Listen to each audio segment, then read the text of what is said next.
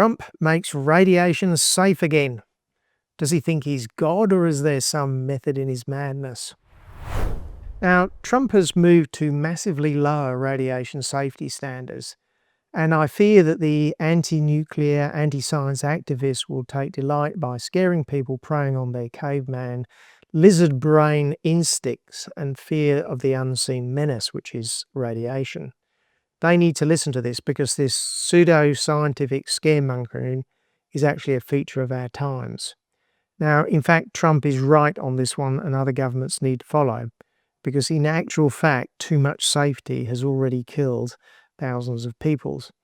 Now, radiation science is quite wonderful. It's given us nuclear reactors, nuclear medicine, saved stunning numbers of lives. But despite this, and the massive advances in recent decades, radiation safety standards are one of the first shameful examples where institutionalized science has got it wrong right from the beginning. Actually, for the best of reasons, but then they failed to correct their errors. They massively overestimated the dose of radiation required to cause even small increase in health risks. So how does that kill people? Well, think of all the people pointlessly removed, at least to some extent, from Chernobyl, and to a large extent from Fukushima, which caused all sorts of issues such as loneliness, alcoholism, and then there's the unnecessary pregnancy terminations across Europe following Chernobyl, because women were terrified of extremely low levels of radiation, levels smaller than natural radiation that we receive all the time from cosmic rays and from the ground. The Trump administration has instructed the Nuclear Regulatory Commission to review radiation safety standards, and Trump's executive order makes great reading. It states that the NRC has basically become a roadblock to any nuclear development rather than a safety agency. It states that the NRC has failed to license new reactors even as technological advances promise to make nuclear power safe, cheaper, more adaptable and more abundant than ever. And on the radiation safety limits, this. The NRC utilises safety models that posit there is no safe threshold of radiation exposure and that harm is directly proportional to the amount of exposure. These models lack sound scientific basis and produce irrational results, such as requiring that nuclear plants protect against radiation below natural occurring levels. A myopic policy of minimising even trivial risks ignores the reality that substitute forms of energy production also carry risks, such as pollution, with potentially deleterious health effects. So let's look into the details of the crazy radiation safety rules. We need to go back to 1945. The bomb has been dropped. A couple of scientists working on the Manhattan Project to develop the bomb have died from radiation. It was known even then that some of the effects of radiation won't even manifest themselves for years, maybe decades. They don't know what is a safe dose.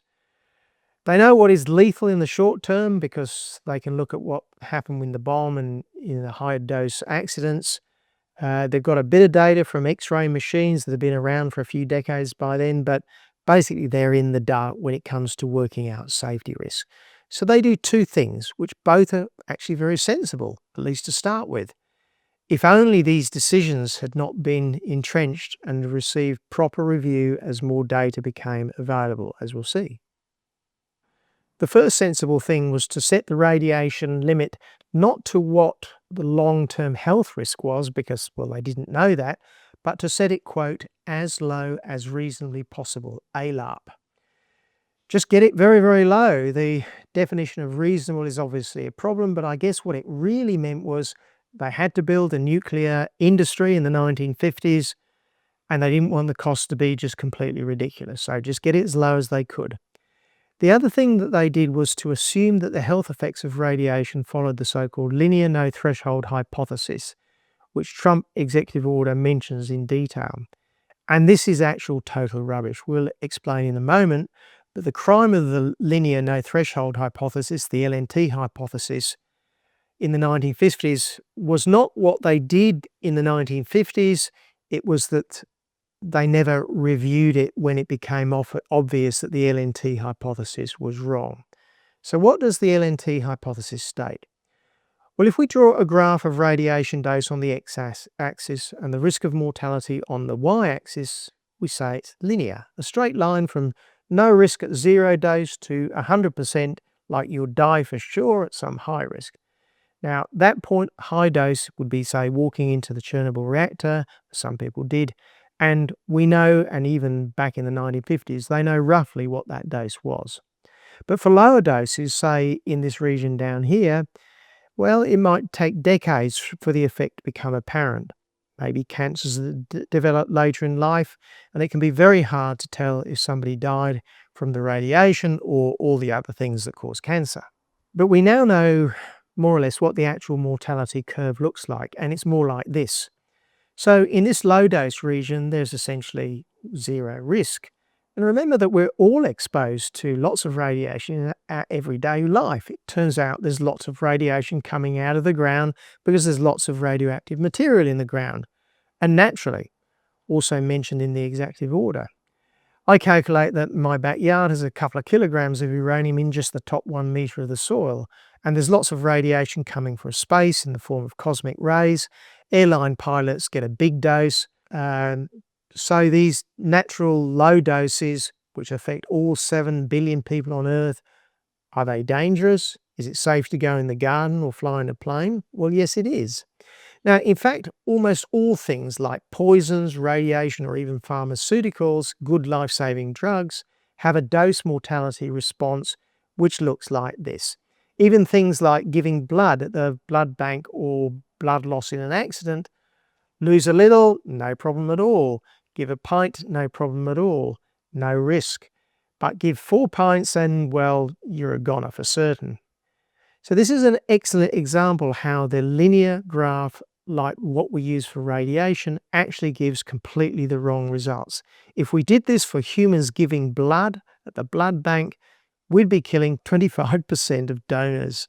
So let's put these numbers on the graph. Turns out losing 2 litres of blood is 100% mortality. Draw the linear relationship, and now draw the point where we give half a litre of blood to the blood bank, and calculate the chance of dying is 25%. In America, each year people donate maybe 10 million units of blood, and 25% of those people die from that donation. So 2.5 million people killed each year by the blood bank. Or how about headache tablets, say paracetamol? A lethal dose might be 20 tablets. And I should say, because this tragically happens too often, people seem to think it's a good way to go because you go unconscious. No, you don't. It's actually a terrible way to go. Important diversion. So anyway, if you take 2 headache tablets, and I use the linear no threshold hypothesis, you have a 10% chance of dying. Say half the world's population take a couple of headache tablets each year. So we just killed off 500 million people every year. Now, just thinking about how wrong that is giving me a headache. So while I go and get a glass of water, maybe like and subscribe. So why on earth do we use the silly linear mortality curve?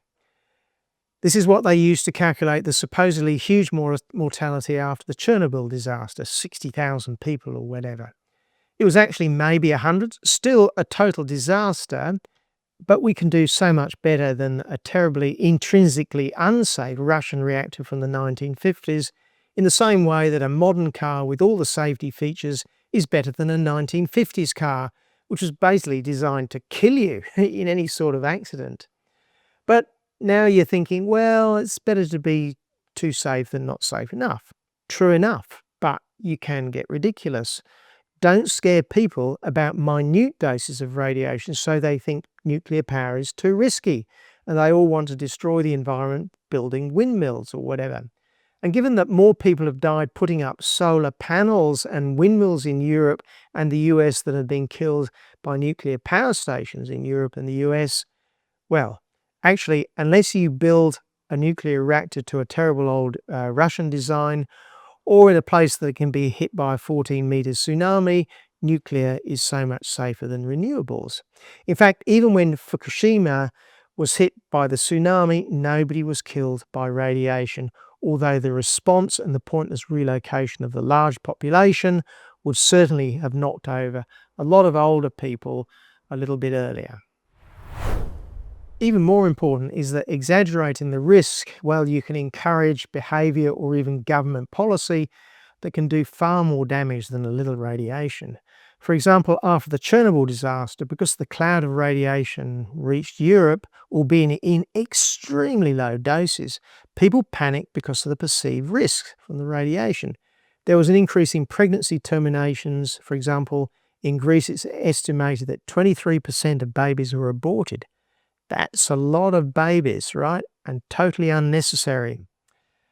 You can understand it if you're carrying a baby and the press is screaming that radiation is coming and the scientists are not putting the whole thing into proper context. Well, you're going to panic. So on this one, Trump is right. It's something that should have been done decades ago. Review the science behind radiation safety regulations. But for me, this is a wonderful precedent for checking other bits of so-called science that may well be just plain wrong, and certainly not keeping up with the new information as it becomes available. So-called science that includes dissenters, where groupthink and cold hard self-interest ends up taking over. We need a review of all of them, whether it's catastrophic climate change, the Great Barrier Reef, our COVID response, maybe even, things like the cholesterol debate. There is no downside to a review and a good debate.